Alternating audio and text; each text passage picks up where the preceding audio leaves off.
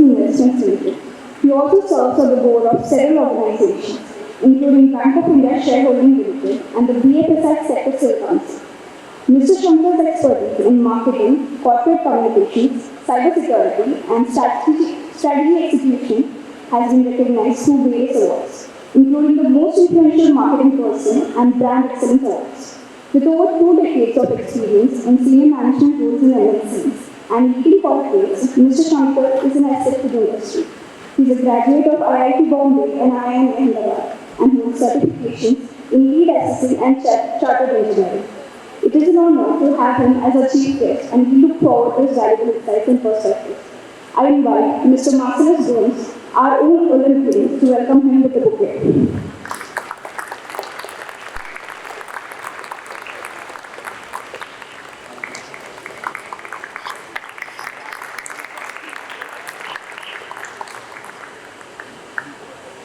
Good evening, everyone.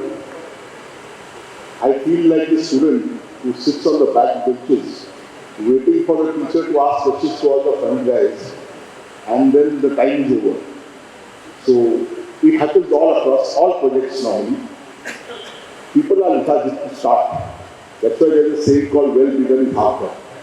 So if you lose half an hour in between or in the beginning, it is going to be delayed. No one likes delays because delays cost many things. Let me come back to a shorter time what I want to say. I passed out of this college nearly 3-4 decades back. I did my 12th year. I was going to be a genetics engineer or genetics. I was going to study medicine. I had taken admission in medicine. And then suddenly someone asked me, are you bright enough or are you hardworking enough to get into an IIT? And that changed my path, and today I am an engineer and an MBA.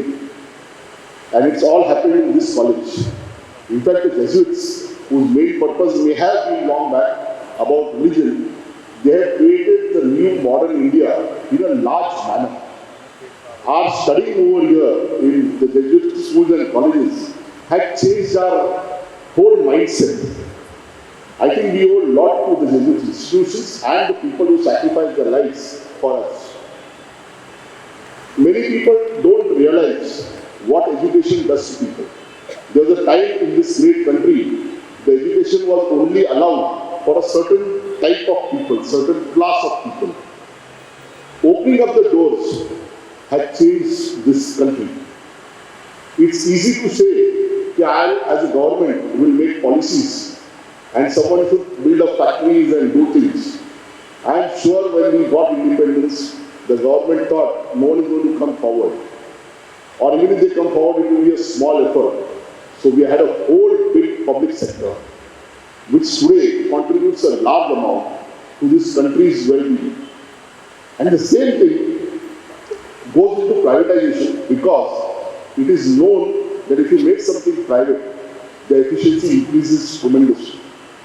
And I really congratulate the government that has been doing lots of changes in the last decade or so, and the earlier governments also, because getting this mindset is a very, very difficult challenge for a country which has existed for, if not hundreds, many thousands of years. We as people require to understand that education is the key. And I'm sure Xavier has been there for last so many centuries, rather I would say, though it is less than 2. The issue is, if you study and educate, the chances of you growing up are much higher. I come from some institutions like IIT or IIM, which were government institutions. And we came up, we had an alumni. We found that they were good at doing hard work. It's not that they are all intelligent, let me tell you, we are not all intelligent. We are just hard working. If you study for 10 hours, you can study for 20 hours. That's the way it works. The 2 panels that happened today, they all showed us the bright light. It's the focus on India. India is going to be a large economy. Thanks to people like you who have educated themselves, made themselves productive. At the same time, don't forget the other India. Even as far as last year, the government of India has supported some 80 crore people with free food grains because they can't afford much. Those are people who can't afford food, what will they afford education? How will they grow? We here talk about, learn, develop new skills or you lose out. We have shelter, food, water, everything available to us. There are many who don't have. My wish, my request to all of us is to understand that part exists. It's not that, we are getting digital. There is a huge digital divide. People use WhatsApp and social media because the consequences are very less. What happens if someone hacks my WhatsApp or Facebook account? But if someone happens to hack my bank account, what will happen? There are people, I have been told, there are surveys that have been done, where a 5th standard student can't do a subtraction or can't read a paragraph which is supposed to be read by a 2nd standard student. When Professor Vaidyanathan spoke, like a true Xavier, he pointed out what requires to be changed. Most of us, especially in business, we all talk all good things. It's called a mutual appreciation club. Everything is going good, everything is going good. We are doing well, we will do well. But remember, the points that are made by someone who tries to help us understand where we are weak are those places which will take us far. Like services sector, we developed so far. India is now on the crux of huge technological changes. The whole space sector is available, the whole defense sector is available, the whole material science sector is available. There's still quantum mechanics going on, quantum computing is going on. It's a huge space. Concentrate on that and we will get somewhere. We'll make huge amount of money for India. How many of you know that the United States makes more money from just software? And when I say software, it's not software as computer software, but their movies, their arts. How many of you seen Avatar, for instance? See the kind of arts that combine, the imagination that's combined with technology. That's the future. When I remember when I was developing this, I was part of the team that put up the whole network in India. People used to laugh at me. We used to have thousands of people. And I used to tell them, we are going to give you phones, mobiles, by which you can do video calling. You can sing. You can write your own movie. You can make your own theatre. People didn't believe this. We used to laugh. And I said, all this will be cheap enough that you will find it easier to use the mobile than maybe travel to your workplace. And today you see what's happened. We are the only country in the world which seems to have used mobiles to make ourselves so enriched.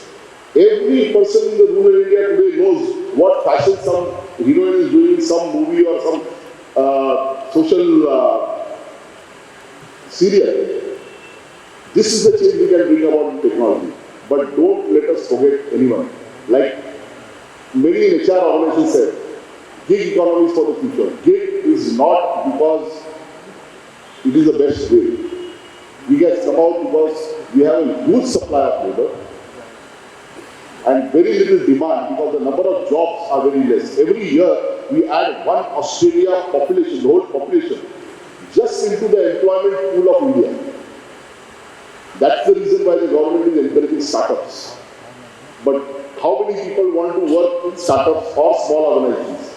It's informal jobs. Everyone wants to work for a large company.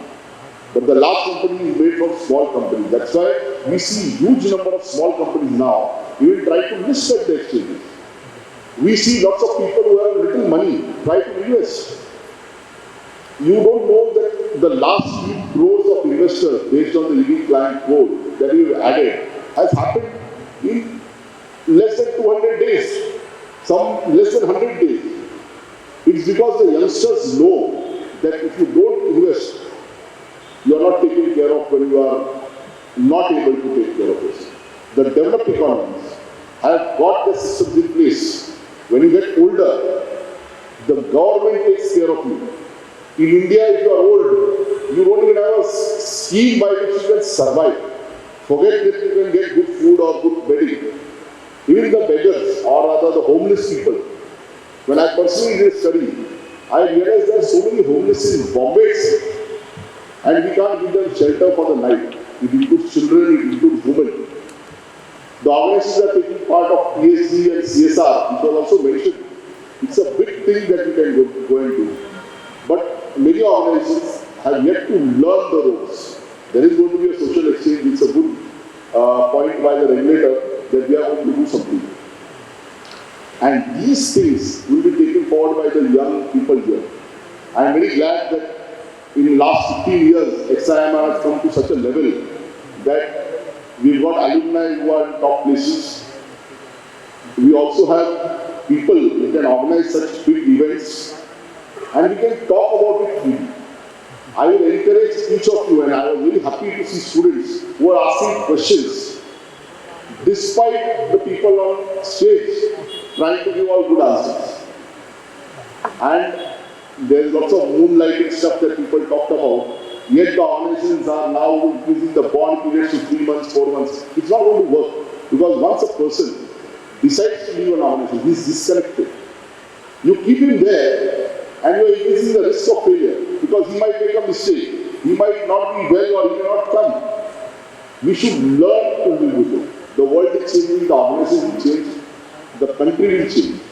And my only request is, in this fast-moving world, don't forget your friends and family.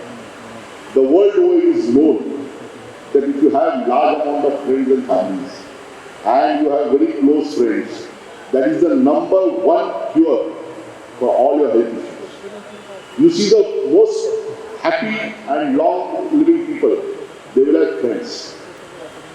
Don't be stingy. I've seen lots of top bosses who don't allow intermediary. We talk about virtual. Someone mentioned that the government is completely virtual. What happens in virtual is everyone is alert. Maybe after a 20-minute gap, they are not patient enough or not concentrating enough. When you meet physically, there are human interactions. And those things are the best way to work. So despite whatever people say, I attend lots of virtual meetings. Yes, you have to do virtual meetings because otherwise your time you can't spare. But please take care of physical needs. And enjoy your life. Don't take tension. Lots of people don't know that the people who learn or educate themselves in colleges, which are either top or even at the top level, are those students who want to study because they want to have a good career and good money. If they already have good money, most of them will go abroad, most of them will start a business, etc., etc. So when people talk to you, say, oh, you should worry about your career and all, I tell them, boss, first thing is they want sustainable income. They want a good job where they can work. They want good bosses. In fact, not only training is required for students, I believe people like us should be trained on how to be a good boss. I think Navar mentioned about connectedness. Because of the short stint, we don't connect to the organizations. The HR team has to make sure that we connect to the organization.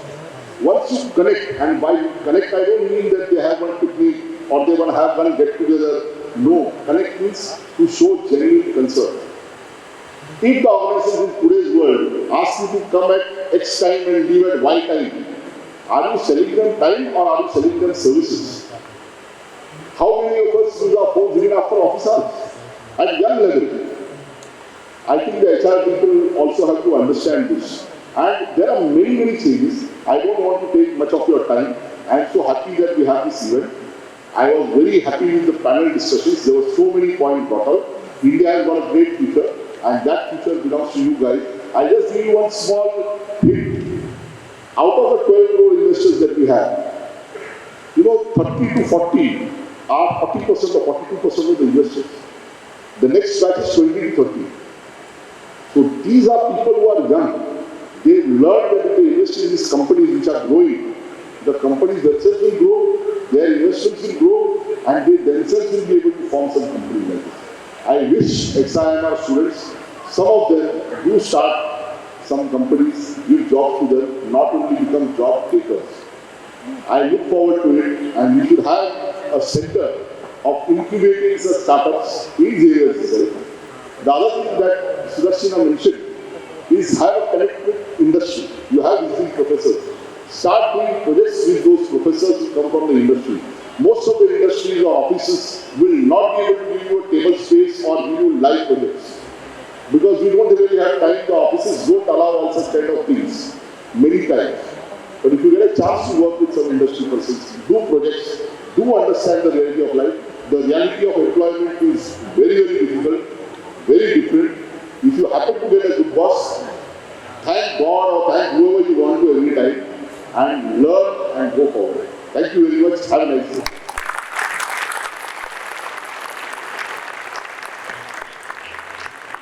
Thank you, sir. It is such an inspiration to have an ex-Xavier and provide us with such fresh perspective. As you said, education is truly key and in making India a large economy. We will try and inculcate this and spread the awareness wherever we are. Thank you, sir.